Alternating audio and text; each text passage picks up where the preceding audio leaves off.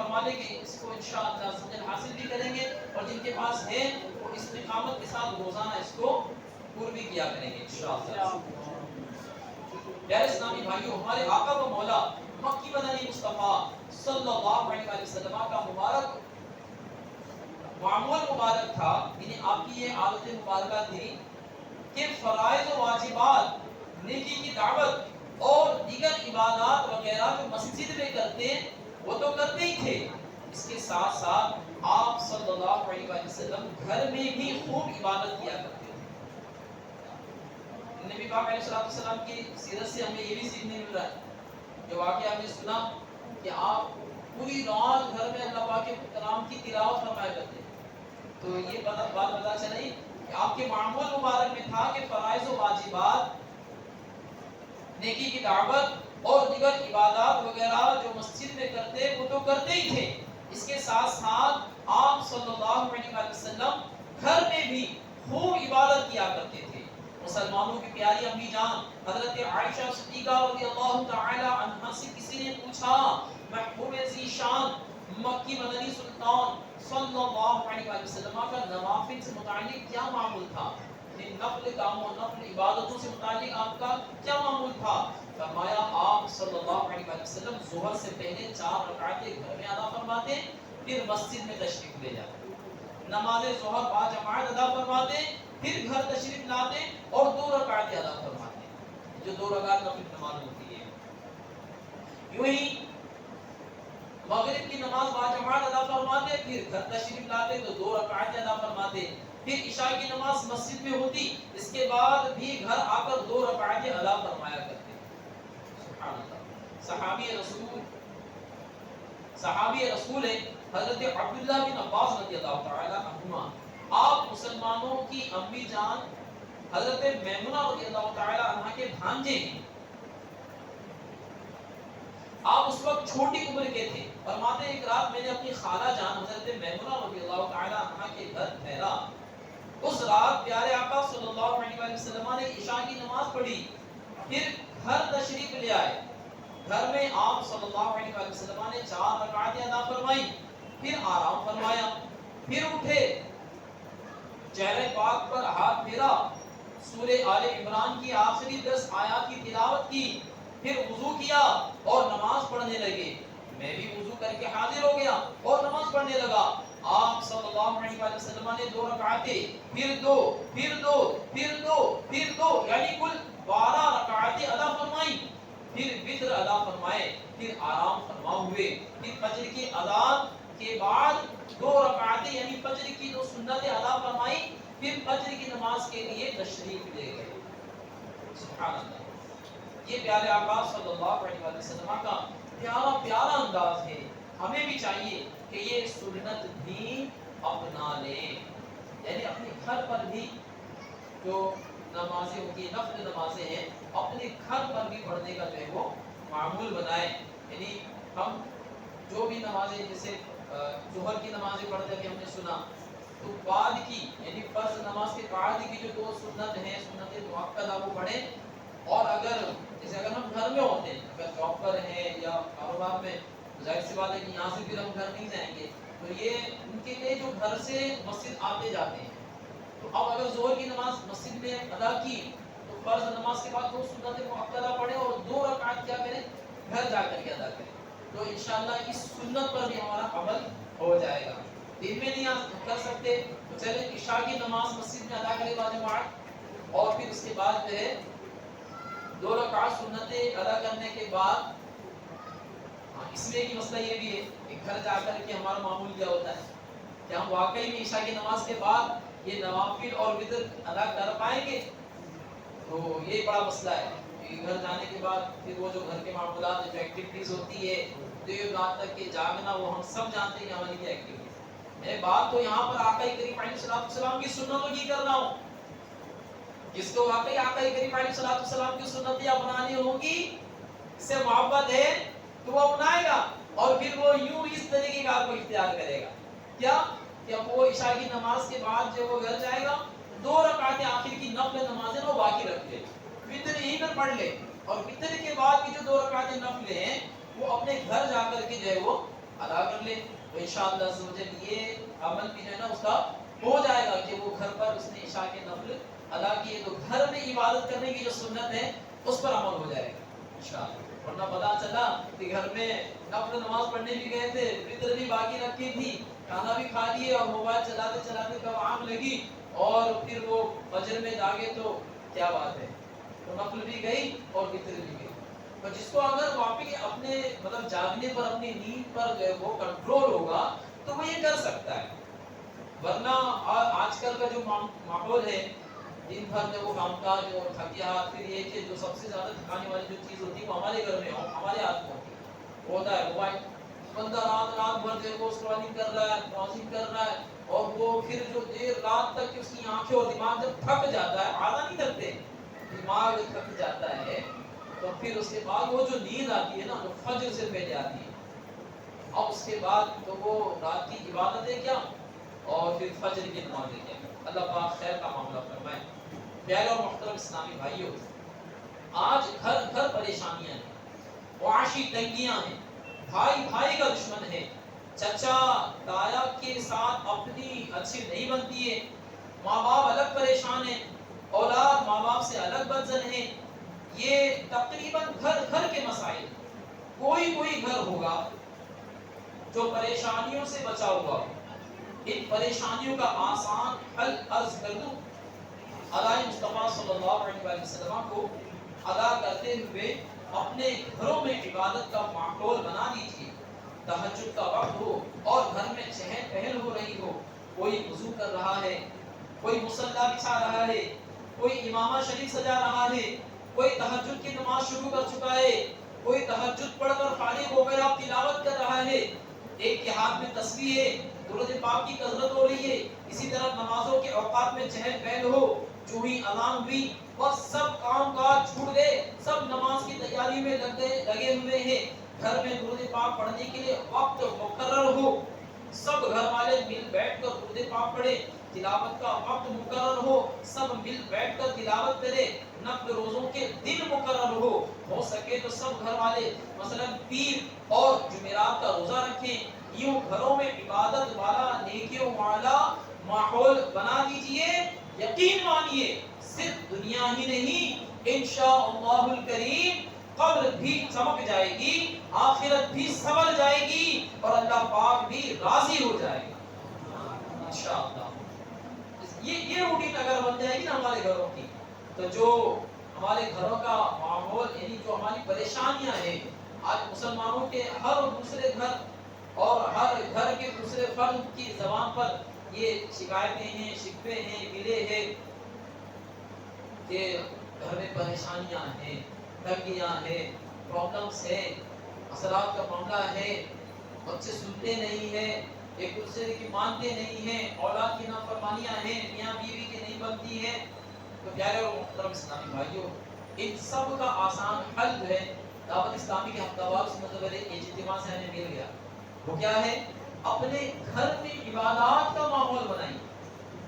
ہمارے گھر کا جو ماحول ہے نا, عبادتوں والا اگر ماحول بن جائے گا, اور اس کے لیے ہمیں خود آگے بڑھنا ہو. ہم سوچیں گے کہ کوئی کرے, کوئی آگے بڑھے, تو کوئی نہیں بڑھ رہا ہے تبھی تو ماحول بگڑا ہوا ہے. ہمیں کرنا ہوگا, نیت کرے کہ میں کروں گا, میں گھر میں نیکی کا ماحول بناؤں گا, میں اپنے گھر میں نماز پڑھنے کا ماحول بناؤں گا, میں اپنے گھر میں تلاوت کرنے کا ماحول بناؤں گا, میں اپنے گھر میں ذکر اللہ اور درود پاک پڑھنے کا ماحول بناؤں گا. اور اس کی نیت کیا ہے کہ بندہ جو ہے نا وہ یہ نہیں کرے کہ میں کر رہا ہوں تو گھر میں بن جائے, میں کر رہا ہوں تو گھر میں کچھ چمتکار ہو جائے, میں کر رہا ہوں اتنے دنوں سے پڑھ رہا ہوں کچھ اثر ظاہر نہیں ہو رہا. تو بھائی آپ عامل بن کر کے نہیں کہتے, بلکہ آپ تو پیارے آقا علیہ السلام کی سنت پر عمل کرنے گئے تھے کہ اللہ پاک اس کی برکت سے اللہ پاک اس سے اس عمل کو قبول فرمائے, اللہ پاک راضی ہو جائے اور ہماری قبر اور آخرت چمک جائے, ہے نا. اب یہ اور بات ہے کہ ہمارے اس عمل کی وجہ سے اللہ پاک اس میں ایسی تاثیر اور ایسی برکت ظاہر فرما دے کہ صحبت کا اثر بھی رنگ لاتا ہے. تو ہماری صحبت میں ہمارا بھائی ہوگا, ہماری صحبت میں ہماری بہن ہوگی, ہماری صحبت میں ہمارے گھر کے ماحول میں ہماری امی جان ہوگی, ہمارے بھائی ہوں گے اور بچوں کی امی ہوگی, بچے ہوں گے، تو جب ان پر ہماری صحبت کا آہستہ آہستہ آہستہ آہستہ رنگ چڑھتا جائے گا، انشاءاللہ کریم وہ بھی نیکیوں سے قریب آنا شروع ہو جائے گا۔ وہ بھی گھر کے اندر میں موبائل پکڑنے والے نہیں بنیں گے، وہ بھی گھر کے اندر میں صرف جو گیم کھیلنے والے بیٹھ کر کے، والدین ساتھ میں ہیں مگر اولاد والدین کے چہروں کو نہیں دیکھ رہی ہے، جبکہ بیانات میں سنتے ہیں، کتابوں میں پڑھتے ہیں کہ والدین کی طرف نظر کرنا، رحمت والی نظر کرنا، یہ حج کا ثواب رکھتی ہے نا۔ جو اپنے ماں باپ کی طرف رحمت کی نظر سے دیکھتا ہے، اسے ایک مقبول حج کا ثواب دیا جاتا ہے نا۔ مگر آج کیا ہے، ماں باپ زندہ ہیں، ماں باپ زندہ ہیں، باحیات ہیں، سلامت ہے، مگر اولاد کا حال یہ ہے ایک نظر بھر کر کے دیکھنے کو تیار نہیں۔ اگر بھائی نظر ہٹی تو یہاں گیم اوور ہو جائے گا، تھوڑی سی نظر ہٹی گیم اوور ہو جائے گا، اہم پارٹ مس ہو جائے گا۔ امی نے اگر آواز دے دی، ابو نے بلا دیے، ابو تھکے ہارے آئے ہوئے ہیں، ابو کے پیر درد ہو رہے ہیں، مگر بیٹے کی انگلیاں نہیں درد ہو رہی ہے، موبائل کو چلاتے ہیں۔ پیارے اور محترم اسلامی بھائیو، یہ کیسے ہوگا؟ نیت فرما لے کہ انشاءاللہ کریم میں اپنے گھر میں نیکیوں کا ماحول بنانے کی کوشش کروں گا، اور اللہ پاک اس کی برکت سے میرے گھر کو نیکیوں والا ماحول بنائے۔ پیارے اور محترم اسلامی بھائیو، ہمارا جو گھر ہے نا، یہ چاہے جیسا بھی عالیشان ہے یا جھوپڑی نما ہے، گھر اللہ پاک کی نعمت ہے۔ حضرت انس بن مالک رضی اللہ تعالی عنہ فرماتے ہیں، ہمارے پیارے آقا مکی مدنی مصطفیٰ صلی اللہ علیہ وسلم جب بستر پر تشریف لاتے تو کہتے، الحمدللہ الذی اطعمنا وسقانا وکفانا وآوانا فکم ممن لا کافی لہ ولا مقوی، یعنی سب تعریف اللہ پاک کے لیے جس نے ہمیں کھلایا پلایا، ہماری ضرورت پوری فرمائی اور ہمیں ٹھکانہ عطا فرمایا۔ کتنے ایسے ہیں جن کے پاس بقدر کفایت اسباب نہیں ہے، کتنے ایسے ہیں جن کا کوئی گھر نہیں۔ کتنا پیارا انداز ہے۔ آج کے اس ترقی یافتہ دور میں بھی کتنے لوگ فٹ پاتھ پر اپنی رات گزارتے ہیں، کتنے ایسے ہیں جن کے پاس سر چھپانے کو جگہ نہیں ہے۔ ہمارے پاس گھر ہے، چاہے کرائے کا ہی صحیح، موجود تو ہے، ہم اپنے گھر میں آرام تو کرتے ہیں۔ اللہ پاک و تعالی فرماتا ہے، واللہ جعل لکم من بیوتکم سکنا، اور اللہ نے تمہارے گھروں کو تمہاری رہائش بنایا۔ یہ بھی اللہ پاک کا کتنا بڑا احسان ہے کہ اس نے ہمارے گھروں کو ہمارے لیے سکون کا ذریعہ بنایا ہے۔ صرف چند سیکنڈ کا زلزلہ آ جائے تو دل کانپ جاتا ہے، ہوش اڑ جاتے ہیں، چاہے انسان کتنی خوشیوں میں ہو، سب خوشیاں ختم ہو جاتی ہے۔ یہ زمین کانپ نہیں رہی، ہمارے گھر جہاں تھے وہیں پر ہے اور سلامت موجود ہیں۔ یہ سکون کا ذریعہ ہے۔ تصور کیجئے کوئی ایک جنگلی جانور مثلا شیر یا چیتا وغیرہ محلے میں آ جائے، پورے محلے میں کیسا خوف پھیل جائے گا، باہر نکلنا دشوار ہو جائے گا، زندگی کے کتنے سارے معاملات یہ ڈسٹرب ہو جائیں گے۔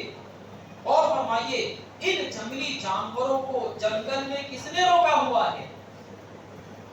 ہزاروں قسم کے جانور، کیڑے مکوڑے، سانپ بچھو اور نہ جانے کیسے کیسے زہریلے جانور دنیا میں موجود ہے۔ ان سب کا رخ اگر ہمارے رہائشی علاقوں کی طرف ہو جائے، یہ سب اپنا جو ہے وہ چہرہ، یہ اپنا رخ جو ہے ہمارے محلوں کی طرف کر لے تو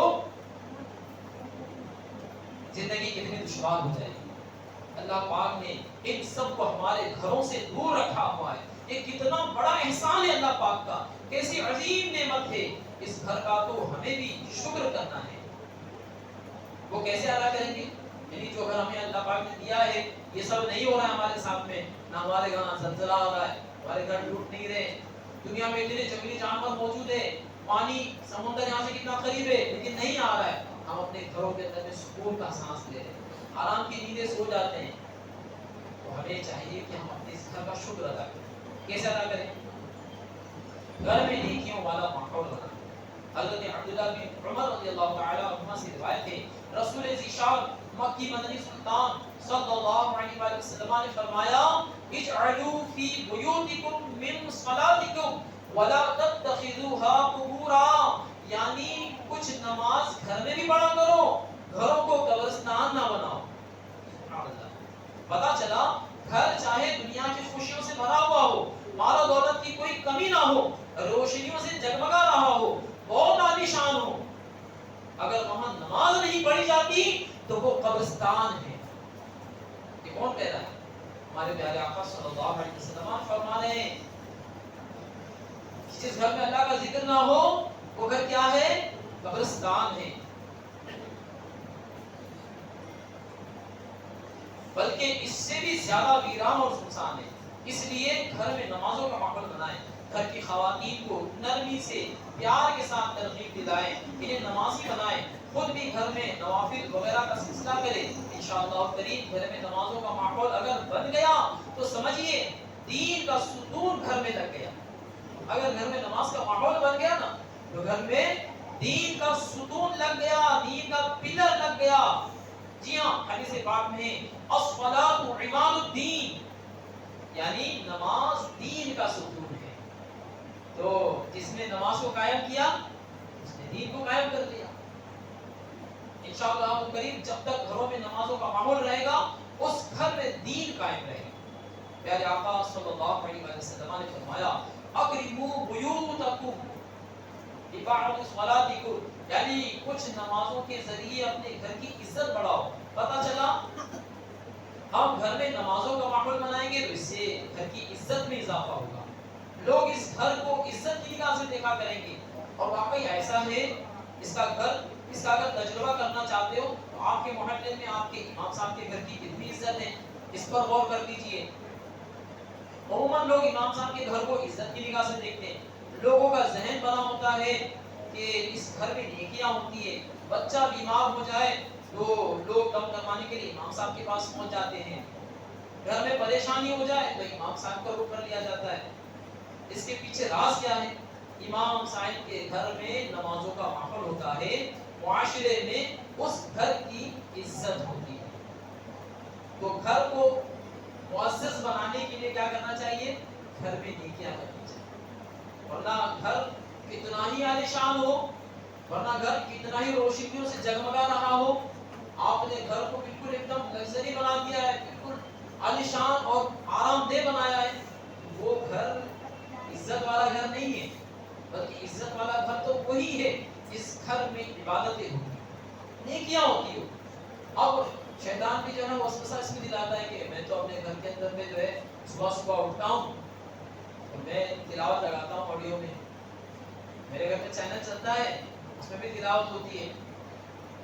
اگرچہ یہ جو ہے آپ کا معمول ہوگا، لیکن اس کے بعد والا معاملہ ہمارا کیا ہوتا ہے؟ صبح صبح تلاوت تو ہو جائے گی، ایک نعت شریف بھی آپ نے آڈیو چلا دی یا چینل پر چلا دی، لیکن اس کے بعد وہ ٹی وی کا، وہ اسکرین کا چھوٹا سا پیک جس کو موبائل کہتے ہیں، ہے نا، اسکرین کا بڑا پیک وہ ٹی وی ہے اور چھوٹا پیک موبائل ہے۔ اب یہ ہمارے ہاتھ میں اور جیب میں ساتھ ساتھ چل رہا ہے۔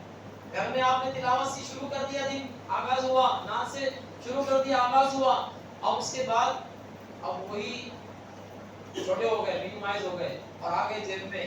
اب پھر اس کے بعد بس کا سفر، ٹرین کا سفر، کار میں ہے، پھر اس کے بعد پہنچ گئے آفس میں، پھر وہ جو انگلیاں اور انگوٹھا جو کام کر رہے ہیں اور کان جو ایئر فون، ایئر بڈ، ہیڈ فون کے ذریعے سے سن رہے ہیں وہ کیا ہے؟ اور پھر اس کے بعد ہم رات کو سوتے سوتے تک اپنا جو ہے عمل دیکھیں۔ تو اب اس کا جائزہ لیں گے تو پتہ چلے گا کہ واقعی میں میرے گھر میں عبادتیں ہو رہی ہیں زیادہ یا اس سے کئی گنا زیادہ معاذ اللہ گانے بانے بج رہے ہیں، کیونکہ حرام ہے موسیقی، یعنی میوزک سننا اور اس کو بجانا دونوں حرام ہے۔ تو آج کون سا گھر ہے جو میوزک سے پاک ہے؟ کون سا گھر ہے جو بے حیائی کے مناظر سے پاک ہے؟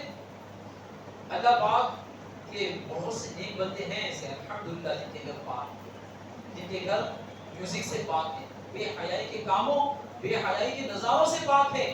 پیارے اور محترم اسلامی بھائیو، دعوت اسلامی بھی ہم سب کو یہ ذہن دیتی ہے کہ ہم بھی اپنے گھروں کو پاک کریں، عزت والا گھر بنائیں، ہم اپنے گھر کو تعظیم والا، یعنی ایسی عظمت والا گھر بنائیں کہ جو پیارے آقا علیہ السلام نے فرمایا۔ وہ کیسے؟ گھروں کے اندر میں عبادات کا ماحول بنائیں، اپنے گھروں کے اندر میں نیکیوں کا ماحول بنائیں، وہی گھر اللہ پاک کے نزدیک عزت والا گھر ہے۔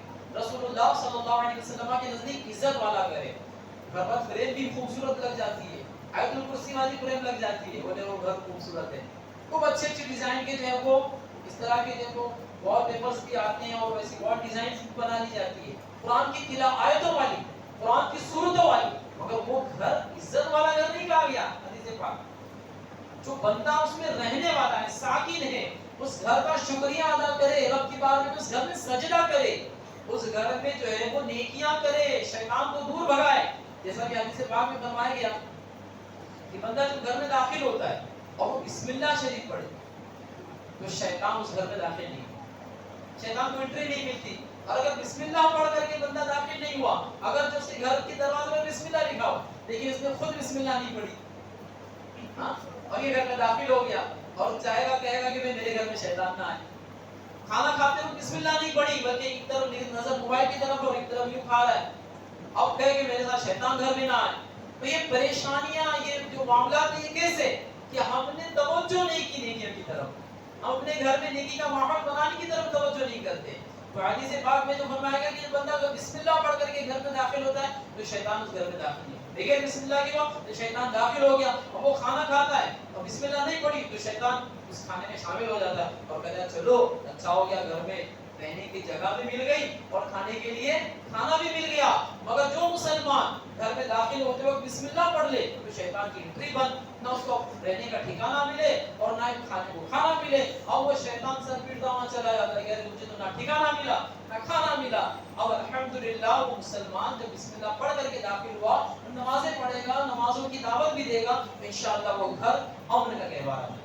چاہتے ہیں ہمارا گھر امن کا گہوارہ بنے انشاءاللہ. تو امن کا گہوارہ بننے کے لیے ہمیں دعوت اسلامی کے ماحول سے وابستہ ہو کر کے اس یہ نیک اعمال کے رسالے کو بھی اپنے گھر میں داخل کرنا ہوگا بسم اللہ شریف پڑھ کر کے, اور اپنے بچوں کو, اپنے اسلامی بہنوں کو اور خود بھی اس نیک اعمال کے مطابق زندگی گزارنے والے بن جائیں گے. تو انشاءاللہ الکریم ہمارا گھر عزت والا گھر بنے گا اور امن کا گہوارہ بنے گا. ہمارے گھر سے برائیاں اور ہمارے گھر سے پریشانیاں انشاءاللہ الکریم دور ہو جائیں گی. اللہ تبارک و تعالی ہم سب کو عمل کی توفیق عطا فرمائے, دعوت اسلامی کے ماحول سے وابستگی, ہمیشہ کی وابستگی عطا فرمائے. دو فرامین مصطفیٰ صلی اللہ علیہ وسلم تھے. اللہ پاک ہر شب جمعہ یعنی جمعرات اور جمعہ کی درمیانی رات ابتدا سے آخر تک آسمان دنیا کی طرف خاص تجلی فرماتا ہے اور فرشتے کو حکم دیتا ہے جو یہ اعلان کرتا ہے کوئی ماننے والا میں اسے دوں, ہے کوئی توبہ کرنے والا میں اس کی توبہ قبول کروں, ہے کوئی مغفرت چاہنے والا میں اسے بخش دوں. جو شخص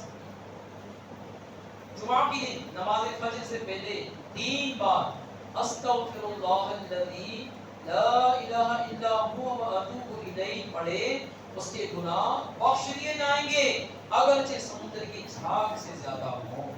سبحان اللہ. آئیے دعوت اسلامی کے ہفتہ وار سنت و بلیغ کے اجتماع میں پڑھے جانے والے 6 درود پاک اور 2 دعائیں پڑھنے کی